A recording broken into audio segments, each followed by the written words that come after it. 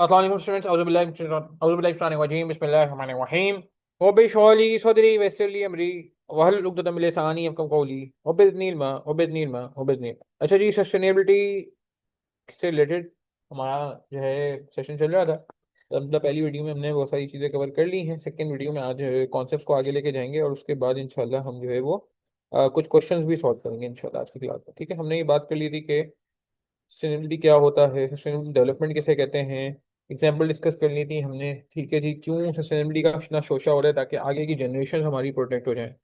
ठीक है जी, फिर उसके बाद बैकग्राउंड हमने देख लिया था। इंपॉर्टेंस क्या है, सोसाइटी के लिए क्यों ज़रूरी है, ऑर्गेनाइजेशन के लिए क्यों ज़रूरी है, फाइनेंस प्रोफेशनल के लिए क्यों ज़रूरी है, इन्वायरमेंटल रिस्क जो है डिसीजन मेकिंग के लिए क्यों ज़रूरी है आइडेंटिफाई करना, एक्यूरेट रिपोर्टिंग किस तरह हो जाती है, कैपिटल एलोकेशन कैसे इससे आसान इससे ज़्यादा बेहतर होती है। ठीक है, और फिर सस्टेनेबिलिटी फ्रेमवर्क, फ्रेमवर्क का मतलब होता है कि इसके रूल्स एंड रेगुलेशंस को फॉलो जो है वो करना है हमने। ठीक है जी, उसको इम्प्लीमेंट करना है। तो ये भी जो है ना क्या कहते हैं, इसके लिए पूरा एक फ्रेमवर्क तैयार हो रहा है। इसके लिए पूरी टॉरेंस की जो है ना क्या कहते हैं गाइडलाइंस आ चुकी है, पूरा पेपर आ चुका है, इसमें ये सारी बातें डिस्कस हो रही होती है। रिस्क क्या है, अगर आप नॉन सस्टेनेबल काम करेंगे तो आपका बहुत नुकसान होगा। ठीक है, स्ट्रेटजिकली भी नुकसान होगा, जैसे एग्जांपल दी हुई है इलेक्ट्रिक कार्स वाली, और एग्जांपल दी हुई है कि आपकी जो है ना कॉस्ट ऑफ प्रोडक्शन वगैरह में भी नुकसान हो सकता है। फिर उसके अलावा आपको बताया गया था कि भाई रेगुलेटरी लॉ भी यहाँ पे जो है फाइन लगाएगा, चार्जेस लगाएगा, पेनल्टी लगाएगा, बैन लगा सकता है आप पे। ठीक है ना, बंद करा सकता है, अगर कोई बहुत सीरियस वोलेशन होगी तो शायद आपको बंद भी कराया जाए। ठीक है, फिर उसके बाद रेपुटेशनल रिस्क है जी, दो दुनिया में लोग आपको बहुत बुरा समझेंगे अगर आप ऐसा कोई काम करेंगे, तो जिससे आपकी ब्रांड इमेज जिसे कहते हैं, गुडविल जिसे कहते हैं, वो भी खराब हो सकती है। ठीक है, जैसे नाइकी नाइकी एडिडास वगैरह के बारे में अनीता रॉय की कहती थी कि भाई ये बहुत खराब ऑर्गेनाइजेशन, इतने महंगे महंगे जूते बेचती हैं, इतने महंगे महंगे कपड़े बेचती हैं, और ये ऑर्गेनाइजेशंस जो हैं, मगर ये अपने लेबर को क्या पे करती हैं, कुछ भी पे नहीं करती, पीनट भी पे नहीं करती। बांग्लादेश जैसी जगह जहाँ चीप लेबर है वहाँ पे ये जानबूझ के काम देते हैं, ताकि जो चीप लेबर है उसको यूज कर सकें। अब आप बोलोगे वो तो खुशी खुशी करे, नहीं, वो खुशी खुशी नहीं करे, उनको मजबूर किया जा रहा है कि काम करना है तो इतने पैसे हम दे देंगे, बस काम करना है तो करो, वरना हम किसी और को दे देंगे, वरना हम इथोपिया चले जाएंगे, अफ्रीका चले जाएंगे, सोमालिया चले जाएंगे। आप मेरी बात समझ रहे हैं? तो वो बेचारे कहते हैं बांग्लादेश वाले के चलो यार हम ही कर लेते हैं काम, किसी और के पास चला जाएगा, चलो दो पैसे तो मिल रहे हैं। This is not sustainable, long term में सस्टेनेबल नहीं है ना, वो तो हमेशा गरीब ही रहेगा, फिर मुल्क तरक्की कैसे करेगा। सारे प्रॉफिट्स तो आप कमा रहे हो, हालांकि उसका शेयर है, वो बना के दे रहे हैं जब भी आप बेच पा रहे हो। तो सस्टेनेबिलिटी की ये थॉट है। ठीक है, ग्रीन वॉशिंग मैंने बता दिया, ग्रीन वॉशिंग का मतलब क्या है, वॉश का मतलब क्या होता है, तो कहते हैं गुनाह धुलना है। तो गुनाह धुल नहीं रहे यहाँ पे, सवाब धुल रहे हैं, अल्लाह माफ करे। ठीक है ना, जो आपने इतना अपना ऊपर लिबादा कहते हैं ना उर्दू में, लिबादा पैदा हुआ था कि आप बहुत सस्टेनेबल हैं, वो सब लिबादा जो है ना वो उतर गया।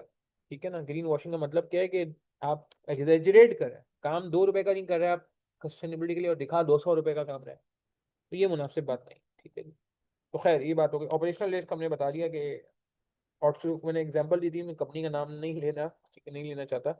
तो जैसे ये यहाँ पे लिखा हुआ है कि फ्लड और ड्रॉट आए थे तो उससे आपकी प्रोटेक्शन मुतासर होती है। ये नहीं समझे कि सस्टेनेबिलिटी अगर हम फॉलो नहीं करेंगे तो बस हम बच गए, नहीं भाई।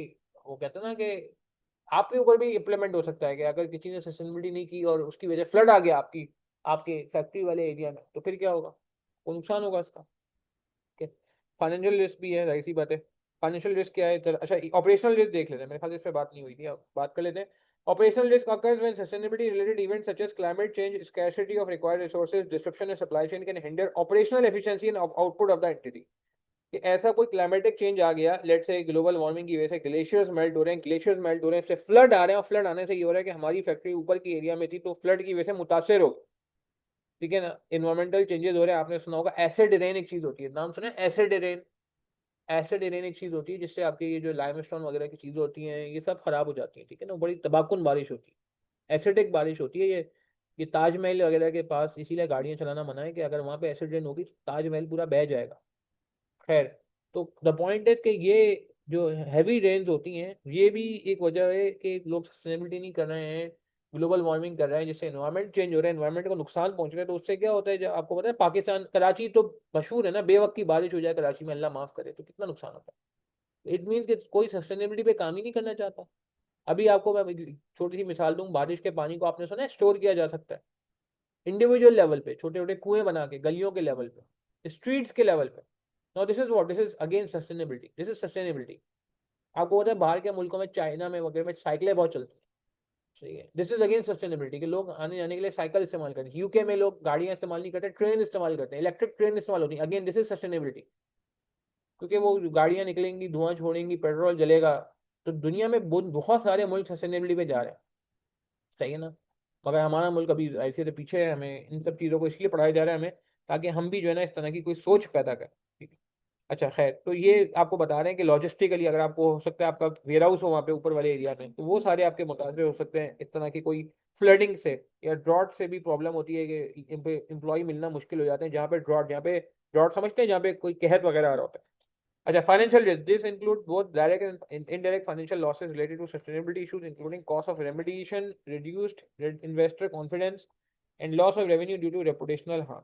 जाहिर सी बात है, अगर आप खराब काम करेंगे तो उसको मिटिगेट भी तो करना है, रेमेडी भी तो करनी है। अगर आपने खड्डा खोद के माइनिंग कर ली है, अब माइनिंग हो गई, सारा मिनरल निकाल लिया उसमें से, अब उसमें से और कुछ नहीं निकल रहा, तो उन माइंस को बंद भी तो करना है आप, तो उसको बंद करने की कॉस्ट है ना, ठीक है ना। अगर कोई मिसाल के तौर पर अभी सुई गैस वालों ने हमारे एरिया में ना खुदाई कर दी, डिगिंग करी और पाइपलाइनें लगा दी, ठीक है, तो again this is non sustainable. लोगों को इतनी प्रॉब्लम हो रही है, कार हो, बाइक्स हो, कुछ भी हो, ठीक है ना, हर किसी को प्रॉब्लम हो रही है।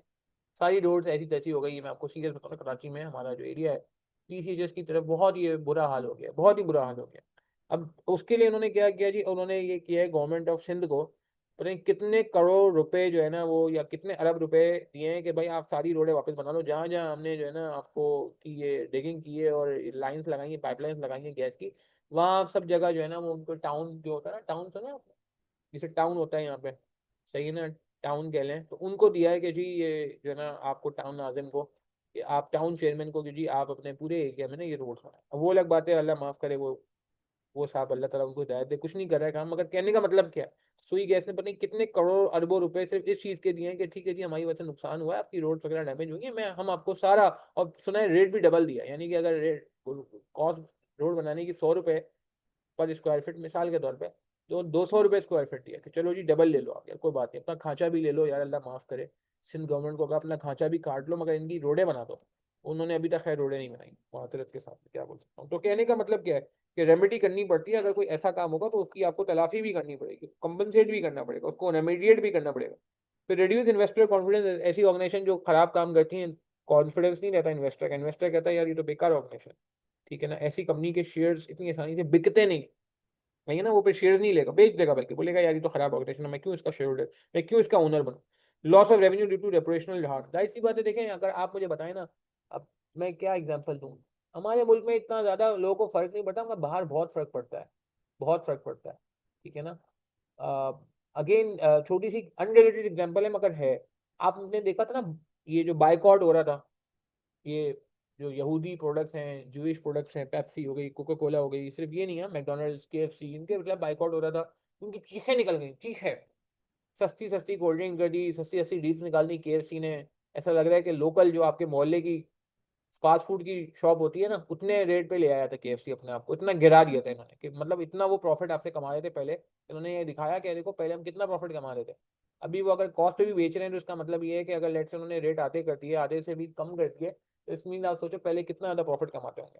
तो कहने का मतलब क्या है कि जब इस तरह की कोई एक्टिविटी कोई करेगा, जो इन्होंने इतना, अल्लाह माफ़ करे, फ़लस्तीनी बच्चों को नुकसान पहुंचाया, और इतना आपने देखा कि इंसानियत सोच सलूक किया गया, मतलब जिसे कहते हैं ह्यूमैनिटी, तो बिल्कुल ख़त्म ही हो गई ना उनके अंदर से, अल्लाह माफ़ करे। ये इसराइली जिसे कहते हैं ना, क्या कहते हैं, फौजियों की तरफ से। तो माय पॉइंट इज कि आपने देखा लोगों ने फिर क्या किया, लोगों ने बाइकआउट किया, बाइकआउट किया तो उनके रेवेन्यू लॉस हुए। बाकायदा पेप्सी की रिपोर्ट में है कि जी दुनिया में बाइकआउट हुआ जिसकी वजह से हमारा रेवेन्यू इतने परसेंट गिरा है। पाकिस्तान में भी उनका शायद 10% रेवेन्यू गिरा है, हालांकि इतना बाइकआउट हुआ था मगर सिर्फ 10% रेवेन्यू गिरा, जो कि मेरे नज़दीक हम सबके लिए शर्मनाक बात है कि अगर हम सब ने बाइकआउट किया था तो यार 50-60%, 70-80% तो गिरना चाहिए था। ठीक है, एक क्लास ऐसी है, एलीट क्लास, जो शायद ये बाइकआउट वाइकआउट पे नहीं जो है ना इतना वो करती, मगर हम तो बीइंग अ मुस्लिम समझते हैं इंडोनेशिया ने कितना बेहतरीन बाइकआउट किया कि मैकडोनल्ड को खुद सारे आउटलेट बंद करने पड़ गए, केएफसी को सारे आउटलेट बंद करने पड़ गए, ठीक है ना। हमारी अल्लाह माफ़ करे रश पे रश है, ठीक है, लोग समझते ही नहीं, और अब तो कोई बाइकआउट का कोई वो ही नहीं है,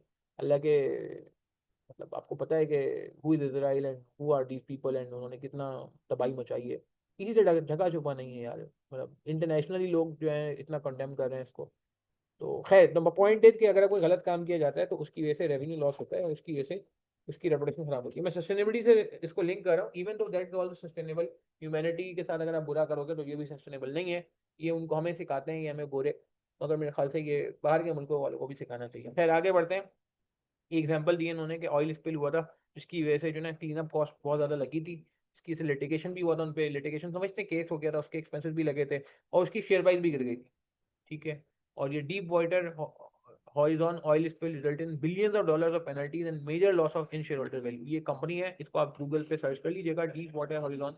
इसका ऑयल स्पिल हुआ था, स्कैंडल आया था, जिसकी वजह से इनको ठीक ठाक माली नुकसान हुआ। ठीक है जी। अच्छा, स्टेक होल्डर्स क्या होता है, थोड़ी सी इस पे बात कर लेते हैं और फिर हम इसके क्वेश्चंस पे जाएंगे। स्टेक होल्डर क्या होता है, बहुत आसान कर लेते हैं। एक होता है shareholder. Shareholder is also stake holder, yes. Yes. Stakeholder everyone who is affected by the organisation या everyone who affects our organisation, those who are affected by the business और therefore have a stake in it। ठीक है, ये जो बिल्कुल आसान सी definition ये, those who are affected by the business directly और indirectly। हमारी फैक्ट्री में वर्कर्स काम करते हैं, हमारे फैसलों से वो मुतासर होते हैं, यस डायरेक्टली मुतासर होते हैं। बिल्कुल सही है जी। Stakeholders, shareholders, again yes stakeholders. क्या शेयर होल्डर स्टेक होल्डर होता है, यस। यस, क्योंकि शेयर होल्डर भी हमारे बिजनेस से जुड़ा हुआ है। हमारे बिजनेस के किसी भी फैसले से शेयर होल्डर पे असर पड़ता है। और और और जिसे कहते हैं ना कि बिल्कुल शेयर होल्डर जो है स्टेक होल्डर है, मगर क्या खाली शेयर होल्डर ही स्टेक होल्डर है? No, no, no. Stake holder में हर वो बंदा आएगा, सोसाइटी भी आएगी, गवर्नमेंट भी आएगी, एफबीआर भी आएगा, हाँ माशरा भी आएगा, लोकेलिटी भी आएगी, कस्टमर भी आएगा, वेंडर भी आएगा, लॉयर भी आएगा जो कंपनी का लॉयर है, लीगल एडवाइजर है, ऑडिटर भी आएगा जो कंपनी का ऑडिटर है, मैनेजर भी आएगा, डायरेक्टर भी आएगा। हाँ, मेरी बात समझ आ रही? ठीक है, जो जो बंदा इस ऑर्गेनाइजेशन से जुड़ा हुआ है, जो ऑर्गेनाइजेशन की वजह से अफेक्ट हो रहा है, चाहे पॉजिटिव या नेगेटिव, वो सारा का सारा बंदा शेयर होल्डर स्टेक होल्डर है। स्टेक होल्डर डायरेक्टली और इनडायरेक्टली, डायरेक्टली और इनडायरेक्टली। ठीक है ना, अफेक्टेड बाय द पॉलिसीज और activities of an organization, that's the best definition. ठीक है, दो तरह के स्टेक होल्डर होंगे। इंटरनल बहुत आसान है जी, जिनका डायरेक्टली इन्फ्लुएंस है, जिनका डायरेक्टली रिलेशनशिप है, जो directly within the organization है, within the organization, this is the main thing. कौन होगा? एम्प्लॉइज होंगे, ये रहे एम्प्लॉइज। कौन होगा? डायरेक्टर्स होंगे, ये रहे डायरेक्टर। कौन होगा? मैनेजर्स होंगे, ये रहे मैनेजर। शेयर होल्डर्स, ओनर्स, हो जाए इसी बात है। अंदर के आदमी है, बोलो नहीं वो तो कंपनी के अंदर नहीं होते, बाहर बैठे होते हैं। भाई बाहर बैठे होते हैं, इंटरनल का मतलब है कि कंपनी उनकी है ना भाई, आगे बैठ भी तो सकते हैं। स्टाफ एसोसिएशन और रिप्रेजेंटेटिव, ये इंटरनल स्टेक होल्डर है within the organization. Main कौन है? एम्प्लॉइज आ गए, ठीक है, डायरेक्टर्स आ गए, शेयर होल्डर्स आ गए, मैनेजर्स आ गए, एसोसिएशन जो यूनियन, ट्रेड यूनियन वगैरह होती है वो लोग आ गए। एक्सटर्नल कौन है? जो बाहर से देख रहे हैं, गवर्नमेंट होगा इसमें, देखेंगे रजी कौन। और कौन होगा इसमें? मीडिया। ओ, मीडिया भी लिखा हुआ है, मीडिया भी तो है स्टेक होल्डर। न्यूज मिल जाती है ना कि एंग्रो ने ये कर दिया, पेप्सी ने ये कर दिया, नेस्ले पे केस हो गया, नेस्ले ने जाली पानी जो है वो लोगों को वो कर दिया, प्रोवाइड कर दिया। हाँ, ठीक है जी। खैर, और कौन है? Regulatory body. रेगुलेटरी बॉडी की कोई एग्जांपल, ओगरा शोगरा कह लें आप एक से। ठीक है ना, ओगरा समझते हैं, जो ये इनको रेगुलेट करती है, पीएसओ वगैरह को। अच्छा जी, उसके बाद सप्लायर्स हो गए, जो आउटसाइडर्स होते हैं, जाहिर सी होते हैं। कस्टमर्स भी आउटसाइडर हैं। Legal local communities in which the entity operates, आसपास की लोकेलिटी हो गई जी, जो हमारे ऑर्गेनाइजेशन के अड़ोस पड़ोस के लोग हैं, वो हमारी पोल्यूशन से भी इफेक्टेड होंगे। हमारे यहाँ कोई अल्लाह ना करे कोई एनुअल इवेंट हो रहा है, डिनर हो रहा है, इसकी वजह से लोग डिस्टर्ब हो रहे हैं, तो वो भी एक मसला है। ठीक है जी। और हमने अगर एम्प्लॉयमेंट दी हुई है आसपास के लोगों को, हम कहते हैं लोकल बंदे को हम एम्प्लॉयमेंट देंगे और सैलरी उसकी ज़्यादा रखेंगे, तो again that's also one of the positive thing. ये कुछ लोग करते हैं, बहुत कम लोग करते हैं मगर ये करते हैं, तो वो भी इसका स्टेक होल्डर में आ गया। प्रेशर ग्रुप्स, ये बहुत ह्यूमन राइट्स के ग्रुप आ जाते हैं जी बार बार, कि चाइल्ड लेबर तो नहीं हो रहा, जरा आके चक्कर लगाते हैं, देखते हैं हम जरा। ठीक है जी। तो ये भी जो है स्टेक होल्डर्स हैं। एनजीओज आ जाती हैं जी, ठीक है, ह्यूमन राइट्स की वॉलेशन तो नहीं हो रही, वर्कर्स के साथ गलत सलूक तो नहीं हो रहा। General public is also stake holder, ठीक है, पब्लिक एट लार्ज, क्योंकि जाहिर सी बात है, आप जो प्रोडक्ट है पब्लिक को बेच रहे हो, अगर आपने प्राइस बढ़ाई है तो पब्लिक को इसका नुकसान होगा, अगर प्राइस आपने कम किया, डिस्काउंट दिया, तो पब्लिक को फायदा होगा। क्वालिटी इंप्रूव किया, नया वर्जन न्यू लॉन्च किया, नया मॉडल लॉन्च किया, लोग की आसानी के लिए, पब्लिक को फायदा होगा, तो पब्लिक इज ऑल्सो स्टेक। सही है ना। तो कुछ लोग कहते हैं कि कस्टमर और सप्लायर भी कनेक्टेड स्टेक होल्डर्स हैं, ठीक है, बट मैं कहूंगा कि मगर फिर भी उसको एक्सटर्नली रखा जाएगा क्योंकि बाहर होता है। ठीक है, इसका एक स्टेक होल्डर एनालिसिस है, वो मेरे ख्याल से हम अगले वीडियो में देख लेते हैं। अभी इसके क्वेश्चन सॉल्व कर लेते हैं जरा। इसके यार मैं चाह रहा हूँ कुछ क्वेश्चन दिखा दें। स्टेक होल्डर एनालिसिस मंडेलोस की पूरी थ्योरी है, वो मेरे ख्याल से नेक्स्ट वीडियो में देखेंगे। स्टेक होल्डर का पूरा क्वाड्रेंट बनता है, ठीक है, क्वाड्रेंट समझते हैं कि इम्पैक्ट क्या है, ठीक है ना, वो सारी चीजें हम देखेंगे। आई थिंक अभी हम इस पे आते हैं, क्वेश्चंस पे आ जाते हैं। 24 क्वेश्चन है इसके, जो सारे के सारे वहां से निकाले गए हैं, कहाँ से, आपकी स्टडी टेक्स्ट से निकाले गए हैं। तो जरा क्वेश्चन में 1 पढ़ें और मुझे बताएं क्या आंसर होगा। जल्दी जल्दी पढ़ें, जरा खुद से ट्राई करें। क्वेश्चन सवाल पढ़ लेते हैं। क्या कह रहे हैं? Define the term sustainable development and also give one example of an industry which sustainable development is of particular importance along with the region thereof. ठीक है जी, वो कह रहा है कि जी सस्टेनेबल डेवलपमेंट की बता दें जरा, क्या कहते हैं, कोई क्या टर्म है, क्या डेफिनेशन है, और बता दें कि सस्टेनेबल डेवलपमेंट जो है, कोई एक इंडस्ट्री बता दें सस्टेनेबल डेवलपमेंट कर रही हो। तो क्या बात हो रही थी भाई? सस्टेनेबल डेवलपमेंट जो है वो क्या है, हमने पढ़ा था ना। जनरेशन जनरेशन रिलेटेड कुछ बात की थी, याद करें भाई। अरे इतनी जल्दी आपकी मेमोरी छोटी सी है तो भाई कैसे काम होगा? भाई को थोड़ा सा रिकॉल करें, यूज करें। हम्म सस्टेनेबल डेवलपमेंट क्या था भाई? कुछ तो बात हुई थी हमारी, नहीं हुई थी क्या? हुई है भाई। सस्टेनेबल डेवलपमेंट की डेफिनेशन बताइए प्लीज, सोचिए सोचिए सोचिए। ये था ना, meeting the present needs without compromising future generation. Meet current needs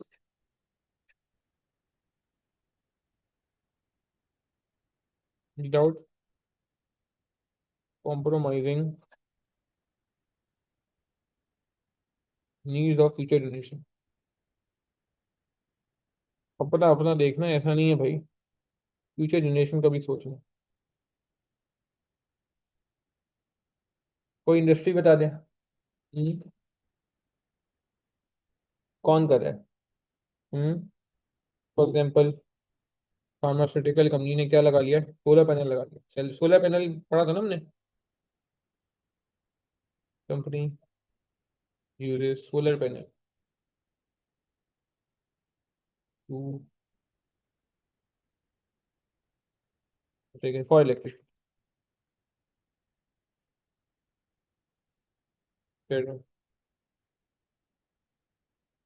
power generation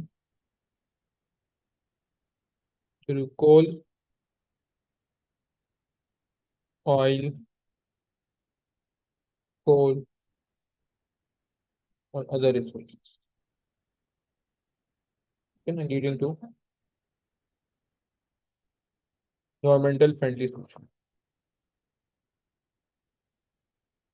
और ये ध्यान में रहे कि ये कंपनियां जो है ना, इनके पास इतना वो नहीं होता कि के इलेक्ट्रिक पे चले। यूजुअली बहुत सारी कंपनियां ऐसी हैं पाकिस्तान में जो के इलेक्ट्रिक पे तो चलती नहीं। के इलेक्ट्रिक यानी कि वापडा, जो गवर्नमेंट की ये इदारे होते हैं, इनमें तो लोड शेडिंग का मसला रहता है ना। फिर वो चलती जनरेटर पर, वो जनरेटर गैस से चलता है या फिर वो क्या कहते हैं, कोल से चलता है, या फिर वो ऑयल से चलता है। ठीक है ना, ऑयल, गैस, कोल, ठीक है। गैस मैंने लिखा नहीं मगर ऑब्वियस है। सस्टेनेबल डेवलपमेंट, तो पहला सवाल हो गया हमारा, बड़ा आसान सा था जी। सस्टेनेबल डेवलपमेंट क्या होती है हमने बता दिया, और एक एग्जांपल भी यहाँ पे डिस्कस कर लिया। ठीक है जी, वन एग्जांपल डिस्कस कर लिया। क्वेश्चन 2 सिनेरियो, ये बड़ा बेहतरीन है। सिनेरियो देखेंगे, सिनेरियो पेपर में आने के ज्यादा चांसेस होंगे। पहले रिकॉर्डमेंट पढ़ लेते हैं। Identify and explain the most immediate risk face by the company due to its failure to adopt sustainable business practice. हमने पढ़ा था कि रेपुटेशनल रिस्क भी होता है, कोई कंप्लायंस रिस्क भी होता है, हाँ, ऑपरेशनल रिस्क भी होता है, फाइनेंशियल रिस्क भी होता है। फाइनेंशियल रिस्क भी हमने पढ़ा था कि भाई जो है ना, वो शेयर होल्डर पैसे नहीं देगा, शेयर होल्डर पैसे निकाल लेगा, ये फाइनेंशियल रिस्क है। फाइनेंस से रिलेट करता है ना, फाइनेंस, कॉस्ट ऑफ फाइनेंस, याद है पढ़ा था हमने सोर्स ऑफ फाइनेंस में भी। पैसा कहाँ से आता है? तो लेंडर से आता है, या फिर ओनर से आता है, यानी कि शेयर होल्डर से आता है। तो कौन कौन सा रिस्क यहाँ पे लग रहा है वो हम देख लेते हैं कि कौन सा रिस्क है यहाँ पे ज्यादा। बिजनेस रिस्क भी हमने देखा था एक ऑटोमोबाइल उसमें, इलेक्ट्रिक कार्स वाले में, कि हम बिजनेस से आउट होते जा रहे थे। अगर हमने सस्टेनेबिलिटी पे काम नहीं किया तो हम मार्केट से आउट हो जाएंगे। लोग इलेक्ट्रिक गाड़ियों पे जा रहे थे, हम नहीं जा पा रहे थे। तो रिस्क हमने बहुत सारे पढ़े हैं ना, कि अगर आप ये सस्टेनेबिलिटी फॉलो नहीं करते। तो यहाँ पे कौन सा रिस्क है, एक सिनेरियो से आइडेंटिफाई करना है। तो सवाल पढ़ते हैं, क्या कह रहे हैं? A global manufacturer of consumer electronics, including smartphone, laptop, and other personal device, has continued to focus solely on profit maximization. La hawla wala quwwata illa billahil aliyyil azim। क्या कह रहे हैं जी? उन्होंने कहा जी मैं तो अब सिर्फ प्रॉफिट ही कमाऊंगा, मेरा दीन ईमान जो है ना, मेरा मजहब जो है वो क्या हो गया, प्रॉफिट मैक्सिमाइजेशन हो गया। और इससे बड़ा इनको कोई मतलब नजर नहीं आ रहा, अल्लाह माफ करे। अब ये क्या कह रहे हैं, आगे कह रहे हैं विदाउट कंसिडरिंग सस्टेनेबिलिटी प्रैक्टिसेस, उन्होंने कहा जी मैं तो ऐसी तैसी कर दूंगा सस्टेनेबिलिटी की, मुझे तो सिर्फ प्रॉफिट चाहिए। ठीक है जी। The organisation has ignored emerging environmental regulations, failing to incorporate eco friendly practices in its manufacturing process. क्या हुआ है जी? Organisation ignored emerging environmental regulations. कौन सा रिस्क है ये, जरा सोचिए आप। हम्म। हेलो, हेलो वाला नहीं बोल रहा मैं भाई। अच्छा, the organization has ignored emerging environmental regulations, failing to incorporate eco-friendly practices in its manufacturing process। क्या मतलब? वो नहीं सोचो भाई जो तुम लोग सोच रहे हो भाई, अभी यहाँ पे फोकस करो। The organisation has ignored emerging environmental regulation, उन्होंने कहा जी इन्वायरमेंटल रेगुलेशन को ये इग्नोर करे जा रहे हैं। Failing to incorporate eco friendly practices in its manufacturing process, recently the regulatory bodies have started implementing stricter environmental laws and failure to comply with these regulations could result in significant consequences। जरा संगीन नताइज के लिए आप तैयार रहिएगा अगर आपने हमारी बात नहीं मानी। ये कौन कह रहा है? रेगुलेटर कह रहा है। ये कौन सा रिस्क होगा? आइडेंटिफाई करना है, बताओ जरा। हम्म। बिल्कुल बिल्कुल बिल्कुल। ऑपरेशनल नो, ऑपरेशन का कोई ताल्लुक ही नहीं। कि अगर कोई हमारा ऑपरेशनल रिस्क क्या आता है कि अगर कोई फ्लड की वजह से हमारी फैक्ट्री में काम होना रुक जाए, लैंड स्लाइडिंग की वजह से हड़ताल हो जाए, हमारे यहाँ काम नहीं हो, फैक्ट्री बंद हो जाए, ताला लग जाए, या हैवी बारिश से फैक्ट्री पे ताला लग जाए, ये ऑपरेशनल रिस्क था ना। ऑपरेशनल रिस्क यही था ना कि ऑपरेशन मुतासर हो जाए कोई सस्टेनेबिलिटी इशू की वजह से, पानी की शॉर्टेज हो गई, सही है ना, पानी नहीं है तो फैक्ट्री में काम नहीं हो सकता, ये ऑपरेशनल रिस्क है। रेपुटेशनल रिस्क ये था कि भाई वो जो था कि हमने दिखने को हम बहुत अच्छे दिखते हैं मगर जब पता चला कि अंदर से तो खोखले हम, ग्रीन वॉशिंग वगैरह हमने पढ़ा था। फाइनेंशियल रिस्क ये था शेयर होल्डर पैसे निकाल देगा, फाइन वगैरह तो ठीक ठीक ठाक देने पड़ेंगे, फाइन तो यहाँ भी लग रहा है, मगर यहाँ पे ऐसा लग रहा है कि स्ट्रेटेजिक रिस्क भी नहीं लग रहा, कि बिजनेस रिस्क जैसे हमने कहा था यहाँ लग रहा है रेगुलेटरी एंड कंप्लायंस रिस्क, पढ़ा था ना हमने कहीं, दिखाऊं कहाँ पढ़ा था? Regulatory and compliance risk. थोड़ा साफ सुथरा है यहाँ पे, बल्कि वहीं से दिखा देता हूँ।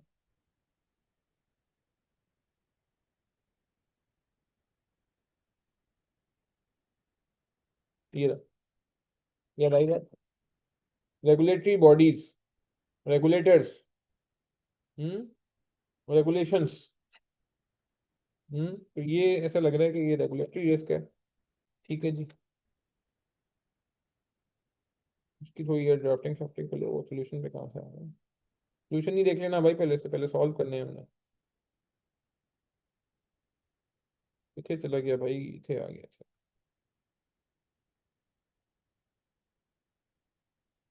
सेंस कंपनी का नाम क्या है? सिनेरियो में कंपनी का नाम लिखना जरूरी होता है। Global manufacturer.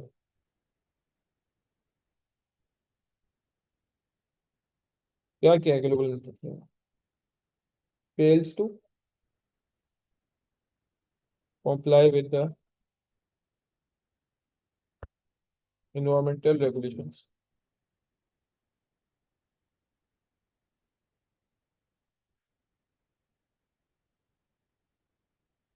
यही हुआ है।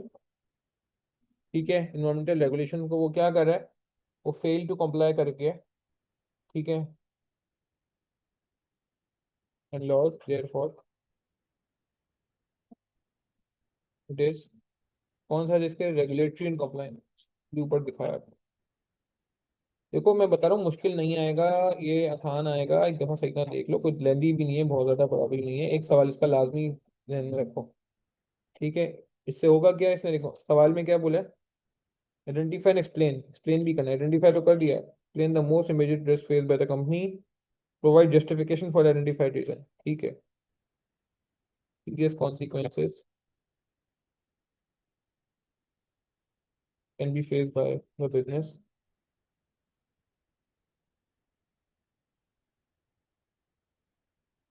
as mentioned in the last sentence।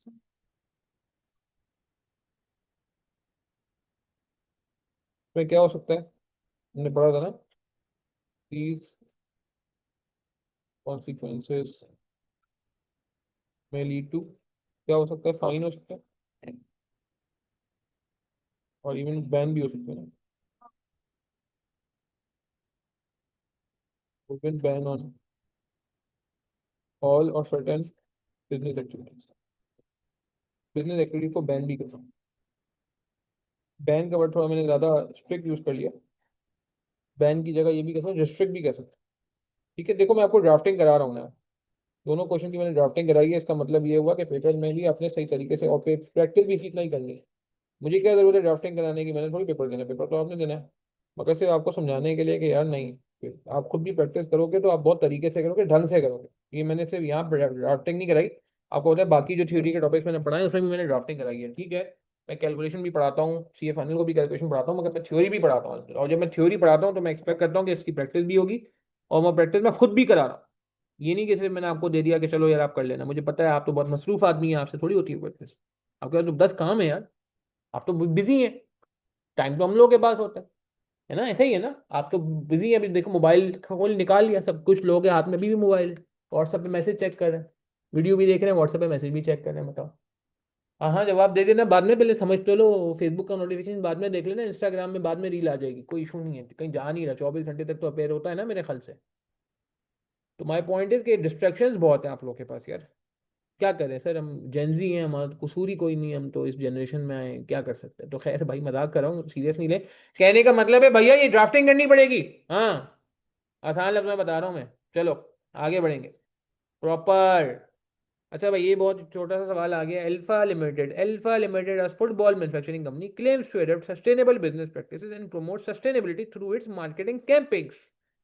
बहुत बड़े बड़े इश्तेहार लगे हुए हैं, बिल बोर्ड लगे हुए हैं, जिसमें वो अपने आप को दिखाते हैं, हम तो बहुत बड़े अलमबरदार हैं सस्टेनेबिलिटी के, हमने तो बहुत कुएं खुदवाए हैं, हमने तो ग्लोबल वार्मिंग के खिलाफ बहुत कैंपेन की है, हमने तो जो है सस्ता लेबर नहीं हायर करते हैं, किसी का एक्सप्लॉयटेशन नहीं करते, हम तो इक्विटी के फॉलोअर हैं। इक्विटी का मैंने एग्जांपल दे चुका हूँ, 2 वाइफ वाला याद है एग्जांपल दिया था। However, investigation every reveal, investigation कराई गई इनके खिलाफ, तो पता चला कि कहानी तो कुछ और है। कहानी तो कुछ और है। कहानी क्या है? कहानी ये, जो इन्वेस्टिगेशन हुई तो पता चला कि भैया, most of the company supplier are significantly contributing to the environmental damage and are also involve in child labour. Company जिनसे काम करती है, जिनसे प्रोडक्ट खरीदती है, उनमें से अच्छे खासे लोग वो हैं जो चाइल्ड लेबर कराते हैं, और ये बात हमें पता है। उसके बावजूद हम उनसे काम करते हैं, इसके बावजूद हम उनसे गुड्स खरीदते हैं। इसका मतलब है हम भी इसमें बराबर के शरीक हैं, हमें पता था, नोइंगली हमने ये काम किया। हाँ, तो क्या, अब सवाल, define the term green washing. Green washing क्या होती है, बताया था ना आपको। हाँ, एग्जेजरेट करना किसको? इन्वायरमेंटल एफर्ट्स को। याद आ रही है बात? इन्वायरमेंटल एफर्ट को एग्जेजरेट करना। हम्म। ए पार्ट क्या है, ग्रीन वॉशिंग क्या होती है, और अगला पार्ट ये, क्या ये ग्रीन वॉशिंग कर रहा है? क्या ये ग्रीन वॉशिंग में है? यस और नो बताओ जरा। क्या ये अपने आप को बहुत बड़ा अलंबरदार कहता है सस्टेनेबिलिटी को, और अंदर से खोखला आदमी है? कोई इसका बिजनेस जो है सस्टेनेबल नहीं है, उल्टा ये तो नॉन सस्टेनेबल काम करता है। इन्वेस्टिगेशन में तो ये सामने आया है। यस जी, ये ग्रीन वॉशिंग कर रहा है। और explain how non sustainable practice of supplier could impact alpha limited. इससे क्या होगा, ये इंपॉर्टेंट सवाल है, इसको हम देखते हैं। पहले ए पार्ट कर लेते हैं, ग्रीन वॉशिंग क्या था। देखें, ड्राफ्टिंग मैंने आपको बताया कि आपने भी करनी है, मैं भी कर रहा हूं, तो आप क्यों नहीं करोगे यार? ग्रीन वॉशिंग क्या था? Green washing means exaggerating what? Exaggerating का वर्ड याद आ रहा है? यार दिखा दो, मैं दिखा दूंगा, मैं पहले समझ लो। हाँ, environmental efforts.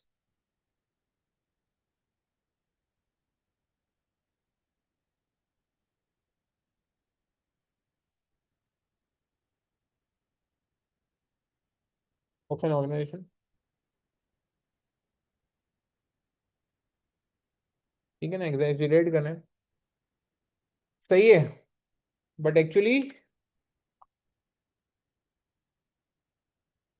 Not contributing to.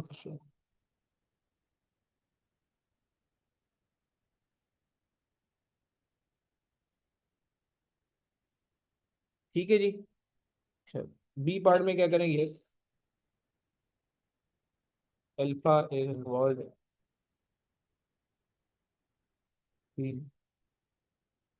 Explain करने को बोला है या सिर्फ आइडेंटिफाई करने को बोला? अगर एक्सप्लेन करने को बोला तो एक्सप्लेन भी कर लीजिएगा, वरना identify and explain. Yes, hence green washing कर रहा है ये। तुम कैसे पता चला आपको ग्रीन वॉशिंग कर रहा है? Hence, क्या लिखा हुआ है? बड़ा बड़ा पोस्टर लगाता है, क्या लिखा होता, मार्केटिंग कैंपेन कर रहा है, सिंस इट क्लेम्स, सवाल से ही उठाना है, ये सवाल से ही उठाना है। सवाल में क्या लिखा था ये रहा। क्या क्लेम कर रहा है, claim to adapt sustainable business practices, promote sustainability, ठीक है।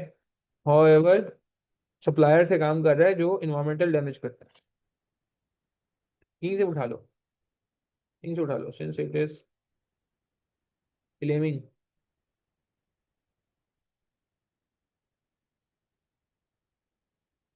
To promote sustainability,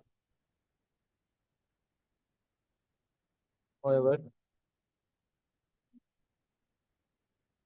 actually using products of those suppliers who are involved in non-sustainable practices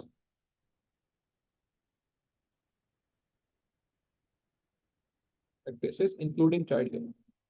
child labour और मैंने बोला ना एक्सप्लॉयटेशन भी उसका पार्ट है ना। ठीक है, तो थोड़ी सी ड्राफ्टिंग पे हमें फोकस करना होगा। क्या ये बात समझ आती है, क्लियर है बात हमें? हम्म।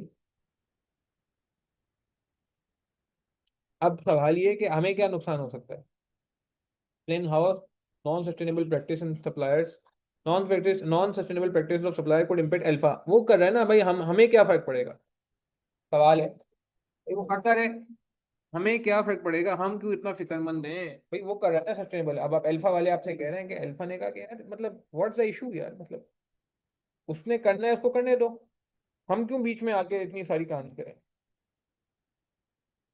इसका क्या जवाब, और मोस्टेबल इफेक्टिव हम उसको बताएं अल्फा को कि भाई आप भी परेशान हो सकते हो। कैसे, अल्फा कह रहा है मुझे बताओ मैं कैसे परेशान हो सकता हूँ, मेरा क्या कसूर है, मैं थोड़ी कर रहा हूँ चाइल्ड लेबर। हमने कहा देखो आपको पता तो है, ऐसा तो नहीं आपको नहीं पता। इम्पैक्ट ऑन अल्फा क्या हो सकता है, working with non sustainable supplier,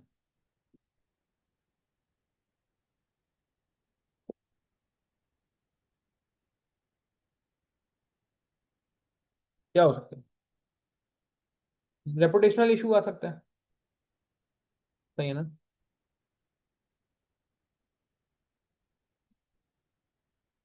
as others may perceive as alpha, see alpha as contributed, as contributing or encouraging non-sustainable activities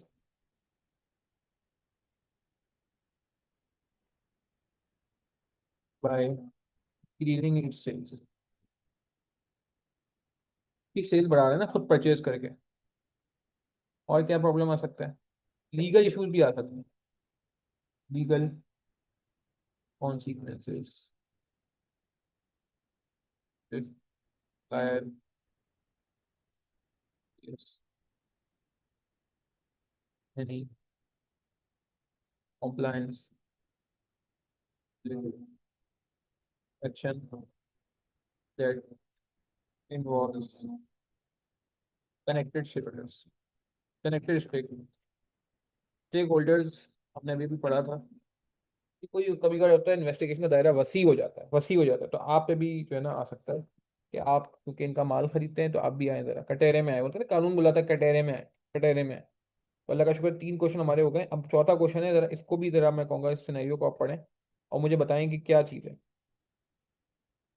जरा ये पढ़ें, आसान है, जल्दी से पढ़ें, आसान आसान सवालात करा रहा हूँ भाई मैं तो। पढ़े तो सही, तो पता चलेगा ना कि कितना समझ आ रहा है भाई। ट्राई करें ये वाला क्वेश्चन, शाबाश शाबाश।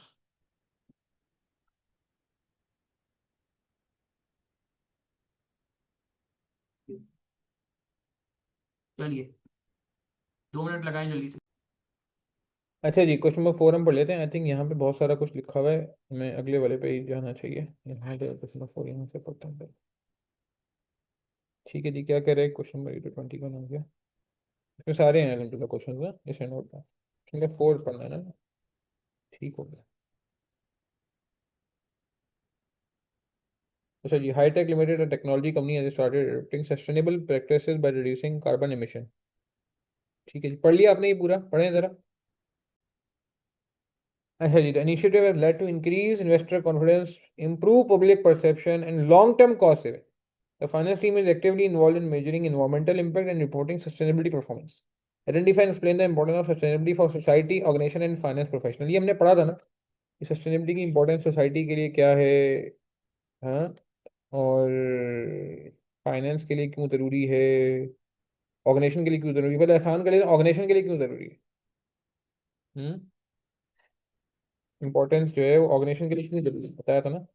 इससे आप फाइन वगैरह से बच सकते हैं, ब्रांड इमेज अच्छी हो सकती है, और आपका एक परसीव होगा, अच्छी ऑर्गेनाइजेशन के तौर पर परसीव होंगे, शेयर होल्डर कॉन्फिडेंस बढ़ सकता है आपका। नहीं। और आपके कॉस्ट सेविंग हो सकती है, जैसे वहाँ पे सोलर पैनल लगाने से कॉस्ट सेविंग हो गई थी। और स्ट्रेटेजिक डिसीजन मेकिंग अच्छी हो सकती है, जैसे टेस्ला वगैरह ने इलेक्ट्रिक कार लॉन्च कर ली, आप भी अगर इस तरह की चीज़ें करेंगे तो आपकी कॉम्पिटिटिव एडवांटेज मिल सकता है। तो ये सारी चीज़ें बिजनेस के लिए है, सोसाइटी के लिए फ़ायदा ये है कि सोसाइटी में फिर इक्विटी आ जाएगी। इक्विटी याद है, इक्वलिटी और इक्विटी समझाया था। ठीक है ना।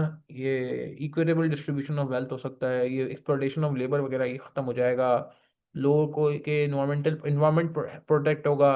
कल वो क्या कहते हैं, ये जो ग्लोबल वार्मिंग और ये सब चीज़ें बैड प्रैक्टिस हो रही है ये बच जाएंगी, पोल्यूशन वगैरह कम हो जाएगी, क्वालिटी ऑफ लाइफ बेहतर हो जाएगी। और सेम फॉर ये क्या कहते हैं, अल्लाह भला करे, ये इसके लिए क्या बेहतर है, फाइनेंस प्रोफेशनल के लिए क्यों जरूरी है, ताकि वो रिपोर्टिंग अच्छी कर सके, इंप्लीमेंटेशन अच्छी कर सके, ट्रांसपेरेंसी लेके आए। तो ये सारी बातें हमें सवाल में जवाब में बतानी है कि भाई ये सस्टेनेबिलिटी क्या कह रहा था ये, कि क्यों सबके लिए इंपॉर्टेंट है। तो बता दें यार जरा, इसकी भी ड्राफ्टिंग कर लेते हैं साथ साथ, देखें ड्राफ्टिंग बहुत ज़रूरी है। ठीक है, इंपॉर्टेंस।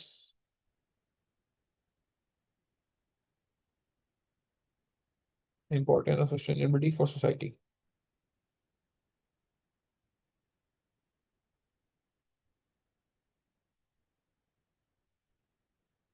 ऊपर से लिखना शुरू करते हैं ताकि प्रॉब्लम।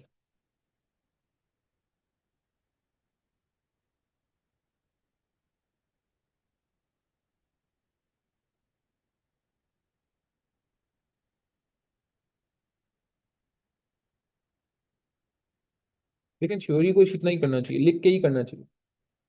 दूसरे टॉपिक में भी आप देखो कि मैंने थ्योरी को product electrical SWOT, PESTEL, Porter forces, Porter 5 forces, हाँ, Boston matrix, value chain analysis. सही है ना। आप देखो ये कॉम्पिटेटिव वाला जो है, क्रिटिकल सक्सेस फैक्टर वाला जो टॉपिक है, अल्हम्दुलिल्लाह सब जगह आप देखो, एथिक्स में मैंने कराई है यार। ठीक है ना। तो आई थिंक बिल्कुल इसको कोई आपको छोड़ के नहीं जाना चाहिए। सही है। अच्छा जी, सोसाइटी सोसाइटी के लिए क्यों इंपॉर्टेंट है बताएं, जवाब दें, क्या बताया था हमने, it helps in protecting environment. ठीक है। और क्या होता है, and avoids exploitation of labour.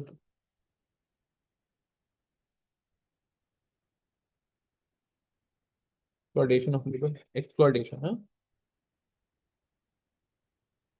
समझ आ रहा है टॉपिक, मुश्किल तो नहीं लग रहा। इसी तरह एक तरह से समझो, ये सवालों के थ्रू ना वो जो हमने टॉपिक कॉन्सेप्ट पढ़े थे पिछली वीडियो में, वो सारे रिवाइज हो रहे हैं। सही ना। Health, improve quality of life, further also promotes equity, not equality, हाँ, इक्विटी। ठीक है ना, इक्विटेबल, जिसको जो चाहिए वैसे मिल जाएगा। ठीक है। अच्छा, छोटा सवाल है इसलिए मार्क्स ज्यादा होंगे, तो और डिटेल में एक्सप्लेन कर सकते हैं एग्जांपल के साथ। मॉडर्न सस्टेनेबिलिटी फॉर बिजनेस, ये तो बहुत बहुत कुछ लिख सकते हैं इसमें तो। It helps increase reputation. और क्या कह सकते हैं, गुडविल एंड इन्वेस्टर कॉन्फिडेंस, वो भी इंक्रीज होगा ना। हेल्प टू अवॉइड पेनल्टीज, पीछे सवाल में देखा, और serious consequences. by regulatory authorities.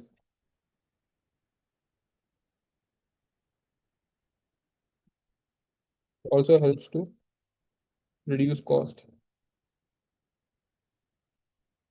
and gain competitive advantage, जैसे वो इलेक्ट्रिक कार से कहते हैं। और भी लिख सकते हैं, मगर मुझे लग नहीं रहा कि बहुत बड़ा सवाल है। अगर आप देख रहे हो लिखने जा रहे हो तो लिखे पे लिखे जा रहे हैं बंदा ना। तो फाइनेंस के लिए क्यों जरूरी है? क्योंकि सस्टेनेबिलिटी के एडवांटेजेस हैं। बिजनेस के लिए अलग एडवांटेजेस हैं, सोसाइटी के लिए अलग एडवांटेजेस हैं, और फाइनेंस के लिए अलग एडवांटेजेस हैं। क्या था जी? इट हेल्प्स इन, याद है ट्रांसपेरेंट रिपोर्टिंग पढ़ा था हमने? Transparent reporting about actual contributions. क्या हुआ होता है ना सस्टेनेबिलिटी वाला, पोल्यूशन की छुप गया, कोई देख थोड़ी रहा है। ये ना मॉनेटरी नॉन मॉनेटरी दोनों चीजें आ जाती है। ठीक है। हेल्प्स टू आइडेंटिफाई कि हमारी लॉन्ग टर्म गोल मैच है नहीं है, वेदर ये जो हमारे जो इन्वेस्टमेंट कर रहे हैं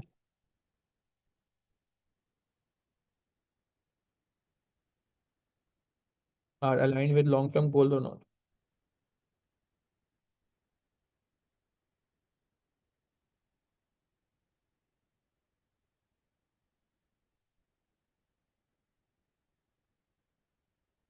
ठीक है जी। चार सवाल हमने बहुत ही मजे से, आसानी से अल्हम्दुलिल्लाह सॉल्व कर लिए। बहुत आसान था ये, मैं नहीं भी लिखवाता तो मसला नहीं था, लिखा हुआ था वहाँ पे, बट मैंने थोड़ा अपनी वर्डिंग में लिख लेंगे, थोड़ा और आसान हो जाएगा शायद। तो सवाल की वर्डिंग मैंने वहाँ से आई कैप के सही टेक्स्ट से कॉपी की थी, वहाँ पे यहाँ पे मैंने खुद ड्राफ्ट किया, तो हो सकता है ये थोड़ी बेहतर वर्डिंग लगे आपको शायद। और ये बातें समझ आ रही हैं तो यार ये और लोगों को भी वीडियो लिंक शेयर कर देना, क्योंकि मैं बता रहा हूँ इसका एक सवाल मुझे लग रहा है कि लग क्या रहा है, कंफर्म आएगा भाई। मेरे लगने ना लगने से कुछ नहीं होता, वैसे ही आना है, वैसे ही लगना है ये सवाल। अच्छा अब 5 नंबर का सवाल कर लेते हैं मेरे ख्याल से, बाकी सब चीज़ें पढ़ेंगे, फैसला नहीं है, आगे की वीडियोस छोड़ नहीं देना भाई, मैं कराऊंगा कवर इंशाल्लाह, टेंशन नहीं रहे इंशाल्लाह, अल्लाह ने चाहा, जिंदगी ने वफा की, बिल्कुल ये होगा। और आप बस इसको जो जो होता जा रहा है इसको अच्छे से देखो। आधे तो क्वेश्चन ही हैं इसमें। अच्छा क्वेश्चन नंबर 5 जल्दी से पढ़ लेते हैं। क्या कह रहा है? एजी केमिकल, इसमें क्या कह रहा था? Requirement identify and explain any two risk face by the company for ignoring sustainability in getting up new production plan in Indonesia. अभी हमने बहुत सारी रिस्क डिस्कस की, एक सवाल में रेगुलेटरी कंप्लायंस था, रेपुटेशन में बता चुका हूँ, ऑपरेशनल रिस्क में बता चुका हूँ, फाइनेंशियल रिस्क में बता चुका हूँ कि शेयर होल्डर का कॉन्फिडेंस और इन्वेस्टर कॉन्फिडेंस शेक हो जाएगा, स्ट्रेटेजिक बिजनेस में बता चुका हूँ। सवाल पढ़ेंगे, इसको जरा 2 मिनट दें खुद से, और फिर हम जो है ना क्या कहते हैं इसको डिस्कस कर लेते हैं कि क्या कहानी कर रही है। पढ़ लिया? नहीं पढ़ा तो पढ़ो भाई, खुद पढ़ लो ना यार बस। 2-3 सवाल मैं और कराऊंगा, फिर मेरे ख्याल से 2 सवाल मैं और कराऊंगा, ये 5, 6 और 7, फिर उसके बाद हम स्टेक होल्डर्स पे चले जाएंगे, ठीक है, ताकि मैं चलो कॉन्फिडेंस भी बन जाए ना साथ साथ। AG chemical limited is a Pakistani medium size company, medium size chemical manufacturing company which supplies industrial chemical to textile agriculture and pharmaceutical industries. ठीक है जी। और आगे क्या करें? 2024 AG chemical sought to enter into a new market, new market में जा रहे हैं ये by setting off new plant in Indonesia. Indonesia जा रहे हैं, हम पाकिस्तान में थे अब इंडोनेशिया जा रहे हैं, हमें पाकिस्तानी अब इंडोनेशियन जा रहे हैं। टेक्सटाइल एग्रीकल्चर और फार्मास्यूटिकल में ये जो है ना क्या कहते हैं हमारा प्रोडक्ट इस्तेमाल होता है। खैर केमिकल बनाते हैं, ठीक है, ये ध्यान में केमिकल कंपनी। अच्छा, unfortunately despite having no prior experience in the country, unfortunately the management miscalculated the detail of the region's legislation dealing with the local ecological laws, legislation in ecological laws। ठीक है जी। एक तो ये यहाँ पे risk नजर आ रहा है, कौन सा रिस्क होगा ये? मेरे ख्याल से समझ आ जाना चाहिए यार, इतनी डिटेल में बात लिखी, legislation means law, ecological laws mean law का वर्ड आ रहा है, hostile rivalry from well establish local player, hostile rivalry, ओए होए होए होए होए, हॉस्टाइल राइवलरी, फियर्स कंपटीशन है। ठीक है, दो बातें आ गई। Further local protest concerning environmental issues coupled with extended waiting period for regulatory approval greatly hindered progress of the project. Regulator वापस आ गया यहाँ पे। तो अब बता दो भाई कौन से दो रिस्क हैं कंपनी के पास? एक तो मेरे ख्याल से बिल्कुल ही क्लियर है, ठीक है, एक तो कौन सा रिस्क है? Regulatory and compliance risk.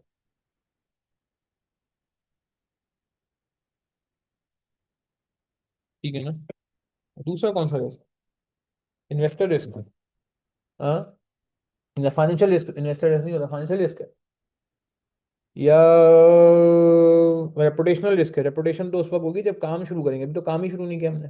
अभी तो हमने कोई गलत काम किया ही नहीं कि अखबार में सुर्खियां लगे या जियो न्यूज पे टिकर चले कि जी हमारी कंपनी ने अल्लाह माफ करे कोई गलत काम कर लिया। रेपुटेशनल रिस्क तो नहीं है। कितने रिस्क थे? रिस्क कौन कौन से पढ़े थे हमने भैया? ये पढ़े थे ना हमने। यार ये मैं यहाँ से दिखाता हूँ, चलो दूसरी जगह मैंने खोला हुआ है ना। रिस्क कौन कौन से थे? रेगुलेटरी और कंप्लायंस रिस्क तो है, लीगल इन्वायरमेंटल मसले आ रहे हैं ना, ये रिस्क तो डन है। अच्छा, रेपुटेशनल रिस्क तो नहीं लग रहा मुझे ना कि कंपनी ने कोई ग्रीन वॉशिंग की हो, परसीव किया हो, या कोई अपने आप को बड़ा चढ़ा के दिखाया हो, वो भी नहीं है। अच्छा, ऑपरेशनल रिस्क हो सकता है क्या? कि कोई ऐसा कोई मसला हो, ऑपरेशन में मसला आ रहा हो। हाँ, ऑपरेशनल रिस्क। अच्छा देखते हैं, फाइनेंशियल रिस्क तो नहीं है, कोई शेयर होल्डर का मसला नहीं है, इन्वेस्टर का मसला नहीं है। अब क्या रहेगा? स्ट्रेटेजिक एंड बिजनेस रिस्क, ये हो सकता है। ये हो सकता है कि मगर इसमें हमने ऐसा कोई काम मिस कैलकुलेटेड किया है, तो ये रिस्क भी हो सकता है। मगर मेरे ख्याल से आई थिंक सवाल की वर्डिंग पे अगर वापस जाएं तो कह रहे हैं कि hostile rivalry from well established local players, rivalry from well established local players, furthermore local protests concerning environmental issues। एक प्रोटेस्ट भी हो रहा है। अच्छा, प्रोटेस्ट किसके लिए, कौन कर रहा है फर्दर? एक मिनट, इसको भी सीधे ना अप्लाई करना चाहिए। Local protest concerning environmental issues coupled with extended waiting period for greatly hindered progress of the project। Progress of the project. अब यहाँ पे क्लियर हो गई बात, progress of the project. Business risk तो ओवरऑल रिस्क होता है ना, ओवरऑल रिस्क होता है। स्ट्रेटेजिक रिस्क, स्ट्रेटजी पूरी ऑर्गेनाइजेशन की बनती है। ऑर्गेनाइजेशन सिर्फ स्पेसिफिक कंट्री की नहीं होती, स्पेसिफिक प्रोजेक्ट की नहीं होती, सिर्फ प्रोजेक्ट की नहीं होती। और यहाँ पे कह रहा है कि ऑफ द प्रोजेक्ट, प्रोजेक्ट।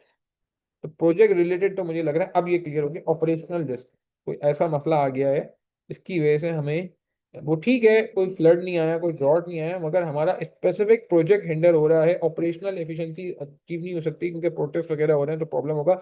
ये ध्यान में रहे कि ये जो रिस्क है ना, ये भी हो सकता है वैसे मेरे हिसाब से, मगर ये ओवरऑल ऑर्गेनाइजेशन लेवल पे होता है, बड़े लेवल पे होता है, ब्रॉड लेवल पे होता है। ओवरऑल स्ट्रेटजी जो है ओवरऑल ऑर्गेनाइजेशन की बनती है, स्पेसिफिक प्रोजेक्ट की नहीं बनती, और यहाँ ये प्रोजेक्ट की बातें कर रहा है। तो दूसरा रिस्क यहाँ पे कौन सा हुआ? ऑपरेशनल। ऑपरेशनल रिस्क में आप दो बातें लिख देंगे कि राइवलरी है तो ठीक है, lack of understand, lack of हमारे पास वो है क्या कहते हैं, अल्लाह भला करे, एक्सपीरियंस। ठीक है। और दूसरा मसला क्या है कि एक तो हमारे पास एक्सपीरियंस नहीं है, ठीक है ना, वेल सब राइवलरी। और तीसरा ये कि लोकल प्रोटेस्ट हो रहे हैं इन्वायरमेंटल इशू की से जो हमें रोक सकते हैं। तो ऑपरेशनल रिस्क दो यहाँ पे आएंगे। ठीक है जी। चलें, ये तो हमने शॉर्ट शॉर्ट सवाल था ऐसे कर लिया। 6 और 7 दो सवाल और कर लेते हैं ताकि ये वीडियो हमारी एंड हो जाए। 6 में क्या कह रहे हैं? आयशा के बारे में कह रहे हैं। Miss Ayesha the CFO of a large manufacturing company notice that a new investment project could potentially increase the frequency of droughts in the region where the company operates। ये कह रही हैं जी कि हमारे इस प्रोजेक्ट लगाने से, अगर हमने किसी जगह प्रोजेक्ट लगा दिया तो उसकी वजह से क्या हो सकता है? ड्रॉट हो सकता है, कहत साली हो सकती है, पानी की शॉर्टेज हो सकती है, रिस्क की तंगी हो सकती है। Where the company operates, she raises her concern in a recent board meeting about the potential water scarcity risk associated with this proposed investment project.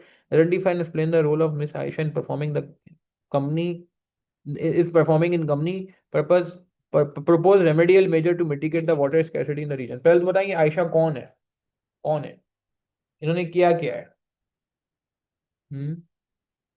इन्होंने किया क्या है? इन्होंने करा क्या है? ये कर क्या देंगे यहाँ पे? हम्म। सस्टेनेबिलिटी के खिलाफ बात करेंगे? नहीं, ये तो सिर्फ आइडेंटिफाई कर रहे हैं। अच्छा, रिजॉल्व नहीं किया इन्होंने अभी तक। इन्होंने रिजॉल्व नहीं किया, बस इन्होंने सिर्फ कंसर्न रेज किया। क्या इन्होंने सोल्यूशन बताया? नहीं, सोल्यूशन तो आपसे पूछा है, सोल्यूशन के मार्क्स तो आपके पास हैं। इनको नहीं बोला सोल्यूशन बनाने को, आप बताएंगे सोल्यूशन। इन्होंने सिर्फ कंसर्न रेज किया है, और इन्होंने क्या किया है जी? आइडेंटिफाई करके दिया है, नोटिस किया है। ऐसे लोगों को हम कहते हैं कि ये हमारे आइडेंटिफायर होते हैं। आइडेंटिफायर समझ, आइडेंटिफायर,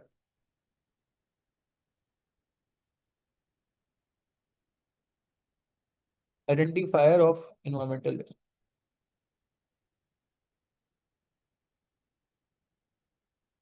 अच्छा, सवाल है ये कैसे रिजॉल्व करेंगे? पानी की शॉर्टेज हो गई है, बताओ भाई, अपने ऊपर रख के देखो ना, आपके एरिया में पानी की शॉर्टेज हो जाए, बिल्डिंग में पानी नहीं आ रहा भाई, क्या किया जाए? पानी की शॉर्टेज हो गई है भाई, क्या करें मुझे बताओ जरा। पानी नहीं आ रहा भाई। हम्म।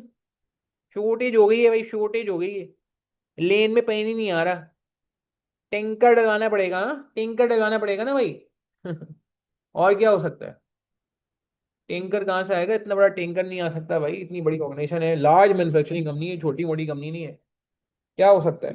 कैसे इसको आप मैनेज कर सकते हैं? बताइए, जवाब दीजिए। जी कह रहे हैं ना, आयशा का रोल हमने बता दिया, आइडेंटिफायर है भाई, और कोई रोल हमने पढ़ा ही नहीं अभी तक। कोई रोल पढ़ा है आपने? अभी तक नहीं पढ़ा ना। तो बस आइडेंटिफायर ही कहते हैं, propose remedial measure to mitigate the water scarcity in the region. Tanker भी कह सकते हैं, टैंकर माफिया को ले आए, अल्लाह माफ करे, आखिर में रखेंगे टैंकर माफिया को। How to mitigate water shortage. Tanker mafia महंगा पड़ेगा, मगर चलो बाद में देखते हैं। और क्या हो सकता है? वो आपने सुना है, स्टोर कर लेते हैं रेन वाटर को। हम्म। Storage of rain water. छोटे छोटे वो बना लेते हैं, रिजर्वियर्स बना लेते हैं। मैंने अभी आपको एग्जांपल दी थी बारिश के पानी की, पता नहीं आप इसी इसी वीडियो में दी थी, पिछली वीडियो में दी थी, किसी को याद है? कि बारिश के पानी को स्ट्रीट लेवल पे स्टोर करने का लोगों ने काम शुरू कर दिया, छोटे छोटे कुएं बना लिए। आप लोगों के साथ ही मैंने बात की है, और मुझे याद है इस वीडियो में या पिछली वीडियो में बात की, मुझे एग्जैक्टली याद नहीं आ रहा कहाँ बात की थी, मगर मैंने ये बात की थी। बिल्कुल ये बात चले यहाँ फिट हो गई, इत्तेफाक देखें यहाँ। और ये किया है कराची में लोगों ने, पता है कि एक पूरा पाइपलाइन के जरिए निज़ाम बनाया, जो बरसाती नाले होते हैं ना, मतलब जो ऊपर से पानी बह रहा होता है, मिसाल के तौर पर फर्स्ट फ्लोर से सेकंड, मस्जिदों में यही काम हुआ है कुछ मस्जिदों में। तो वो बजाय इसके कि ड्रेनेज लाइन में जाए, वो उन्होंने उसको सेपरेट उसमें जो है ना कर दिया, और रेन वाटर आपको पता है साफ होता है, कोई सा मसला नहीं। तो स्टोरेज ऑफ रेन वाटर, और इसके अलावा ये कर सकते हैं कि मेजर्स रिड्यूस वाटर कंजप्शन। हम पानी की कंजप्शन को थोड़ा कम करने की कोशिश तो करें। जैसे कुछ एक ऑर्गेनाइजेशन थी, वही हब वाली ऑर्गेनाइजेशन बता रहा हूँ, उन्होंने क्या किया कि पानी की कंजप्शन इस तरह करते थे कि जो वजू के लिए और फ्लशिंग के लिए जो पानी यूज होता था ना, वो थोड़ा डिफरेंट, सॉरी वजू के लिए नहीं, फ्लशिंग के लिए और गार्डनिंग के लिए। गार्डनिंग समझते हैं, जो जो वहाँ पे बहुत बड़ा ना, मतलब ट्रीज लगे थे बहुत सारे। तो गार्डनिंग के लिए जो पानी यूज होता था, या जो फ्लशिंग के लिए जो वॉशरूम में टॉयलेट्स में पानी यूज होता था, वो डिफरेंट यूज होता था। वो इंडस्ट्रियल से जो निकल रहा होता था वो वाला, अल्लाह ना करे, कोई एसिडिक वाटर नहीं होता था, मगर जो एक दफ़ा यूज हो जाता है ड्रिप वगैरह के पानी के प्रोसेस के दौरान, कुछ थोड़ा बहुत वाटर जो बह जाता था, समझो, जो थोड़ा सा खराब क्वालिटी का वाटर होता है, इतना खराब नहीं, वो वहाँ यूज होता था, ठीक है। और इसके अलावा उन्होंने जो नहीं होती फ्लशिंग, अगर आप टैंक्स होते हैं, जो ये फ्लशिंग टैंक कह रहा हूँ, जो पानी की टंकियाँ नहीं होती वॉशरूम में, ये इन्होंने छोटी लगाई हुई थी। छोटी लगाई, उसमें भी डिवाइडर लगाए थे, डिवाइडर समझते हैं? पूरी टंकी भरेगी नहीं, आधी टंकी भरेगी और फ्लशिंग होगी, क्योंकि फ्लशिंग के लिए उनका ये था कि बहुत बड़ी बड़ी टंकियां लगी हैं, तो उसको उन्होंने डिवाइडर डलवा दी। तो measures to reduce water consumption, ये भी एक हो सकता है। और क्या हो सकता है? Recycle water. अगर बहुत बड़ी कंपनी है भाई, बहुत बड़े प्लांट, तो आप तो रिसाइकल कर लो यार। जैसे चाइना करता है गवादर वगैरह में, उसने रिसाइकलिंग प्लांट लगाए हुए वाटर के, सही है ना, गवादर में वो बने हैं। और इसके अलावा क्या हो सकता है जी? ठीक है, ये भी हो सकता है कि हम use water tankers if cost, मतलब उसमें कॉस्ट बहुत ज़्यादा हो जाती है यार, इतने महंगे महंगे टैंक आते हैं। ठीक है जी, चलें last question of this video, और फिर हम इंशाल्लाह अगले वीडियो में अगले स्टेक होल्डर एनालिसिस और मेंडेलोस थ्योरी पे काम करेंगे। मेंडेलोस मैट्रिक्स का सवाल आ रहा है, मगर ये इसके लिए पहले वो वीडियो हमें कवर करना होगा। मोहम्मद अली क्या कह रहे हैं, last but not the least? ये ज़्यादा सवाल पड़े मोहम्मद अली वाला, फिर हम इस पर बात करते हैं, जल्दी जल्दी पढ़ें। अच्छा जी, बड़ा मज़ेदार सिनेरियो है ये, आप पे फिट होता है, आप भी बड़े होकर इंशाल्लाह सीएफओ बनेंगे इंशाल्लाह। तो अभी से आप एक सिनेरियो में आ जाएं। Mister Ali has recent requirement, पहले पढ़ लेते हैं। Identify explain two role of mister Ali. Mister Ali के दो रोल क्या होंगे बता दें। Can perform as a finance professional to help the company for adopting sustainable business practices. हमने पढ़ा था रोल ऑफ फाइनेंशियल प्रोफेशनल क्या होता है, पढ़ा था ना हमने। इस पर कोई सवाल भी पढ़ा है, आई गेस हमने किया है, सही है ना। फाइनेंस प्रोफेशनल वाला एक सवाल भी किया कि फाइनेंस प्रोफेशनल कैसे काम कर सकता है, उसके लिए इंपॉर्टेंस क्यों है। तो इसी तरह यहाँ पे रोल ऑफ फाइनेंस प्रोफेशनल, क्योंकि आप फाइनेंस प्रोफेशनल हो तो आप पे ज्यादा फोकस होगा, इस एरिया को सही तरह देख के जाइएगा। देखें यहाँ पे दूसरा सवाल आ गया फाइनेंस प्रोफेशनल पे। Mr. Ali has recently joined as CFO of a company that primarily relies on coal-based power for its operation. Coal-based power आपको पता है ये जो बड़ा नेगेटिव है जी, कोल बेस में जो है पॉइजनस गैसेस निकलेंगी और प्रॉब्लम आएगी। The company has been facing significant criticism from its stakeholders due to its negative environmental impact. The management has asked Mr. Ali to assess the situation and propose his role in transforming company into a sustainable organization. उन्होंने कहा जी sustainable organisation बनाए इसको आप जरा, ठीक है, क्योंकि वो कोल वाला तो आपको पता है, कोल में फिर वो पॉइजनस गैसेस निकलती हैं, कोल जब बर्न होता है तो। तो इनकी ऑर्गेनाइजेशन में बहुत क्रिटिसिज्म हो रहा है, और ये सीएफओ हैं, तो इनकी ऑर्गेनाइजेशन ने कहा कि भाई हम ये नेगेटिव काम नहीं चाहते, नेगेटिव पब्लिसिटी नहीं चाहते। आप बड़े सीएफओ हैं, आपने बड़ा सस्टेनेबिलिटी की क्लासेस ली हुई हैं, आप जरा आए सस्टेनेबिलिटी से रिलेटेड जरा बात करें और ट्रांसफॉर्म करें, एक सुटेबल ऑर्गेनाइजेशन में हमें ट्रांसफॉर्म करें। हम नेक नियति के साथ सस्टेनेबल बनना चाहते हैं, आप बताएं कि कैसे होगा, और दो रोल बता दें आप कैसे कर सकते हैं ये। Identify explain two role of mister Ali, बताएं मिस्टर अली क्या कर सकते हैं इसमें। हमने पढ़ा था सस्टेनेबिलिटी का एक फ्रेमवर्क होता है, याद है किसी को? हमने ये बात पढ़ी थी, दिखाऊं कहाँ पढ़ी थी? सस्टेनेबिलिटी फ्रेमवर्क वाली बात पढ़ी थी ना हमने यार, कहाँ गया? अरे इसमें मार्क नहीं हुआ और इसका मतलब थोड़ी नहीं पढ़ा था। सस्टेनेबिलिटी फ्रेमवर्क वाली बात हमने पढ़ी थी ना, ये रहा इम्प्लीमेंटिंग सस्टेनेबिलिटी फ्रेमवर्क। सस्टेनेबिलिटी के जो रूल्स हैं वो इम्प्लीमेंट करा लें ऑर्गेनाइजेशन। तो एक तो रोल इनका ये हो जाएगा, ठीक है ना, दो रोल्स है ना, एक रोल क्या हो जाएगा?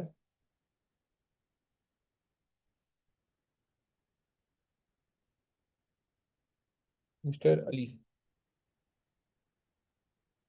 इम्प्लीमेंटिंग, इम्प्लीमेंटर हो जाएगा ना,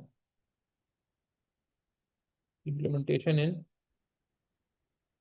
इम्प्लीमेंटेशन ऑफ सस्टेनेबिलिटी फ्रेमवर्क,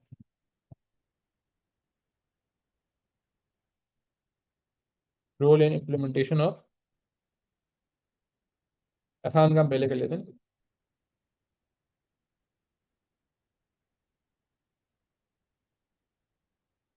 बात समझ आ रही है? मुश्किल तो नहीं लग रहा ना ये टॉपिक यार?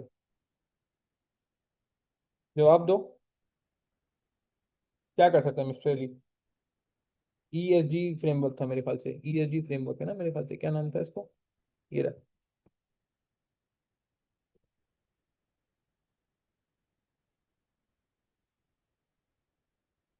में help in implementation of,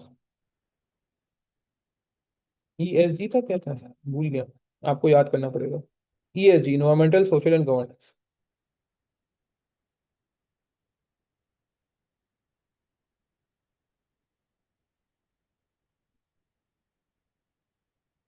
governmental social and governance भी सस्टेनेबिलिटी में आता है।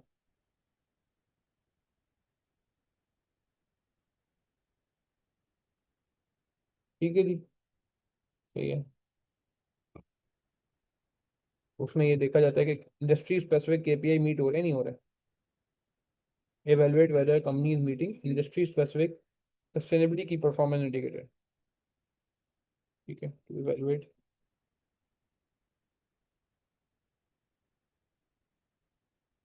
company is following industry specific, her industry के स्पेसिफिक सस्टेनेबिलिटी फ्रेमवर्क्स हैं, ये आपको वहाँ मिलेंगे। कहाँ मिलेंगे? ये इधर मिलेंगे यार, सी सब थ्री। दूसरा क्या हो सकता है? ये रिपोर्टिंग भी, ट्रांसपेरेंसी ला सकते हैं, यार हमने पढ़ा था ट्रांसपेरेंसी लाई जा सकती है, और वाला फाइनेंस में हमने पढ़ा था। Ensure accurate reporting of sustainability issues, क्या था? देखेंगे, बिल्कुल साफ साफ लिखा हुआ है, accurate reporting of sustainability issues.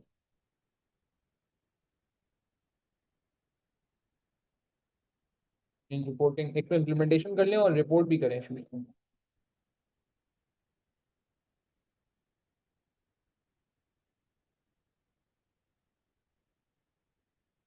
Delhi में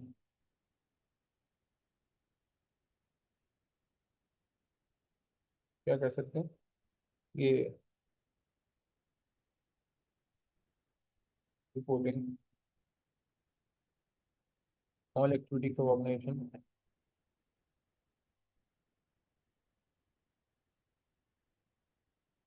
ऑल एक्टिविटी ऑर्गेनाइजेशन, सॉरी जल्दी जल्दी में राइटिंग खराब हो रही है। Related to,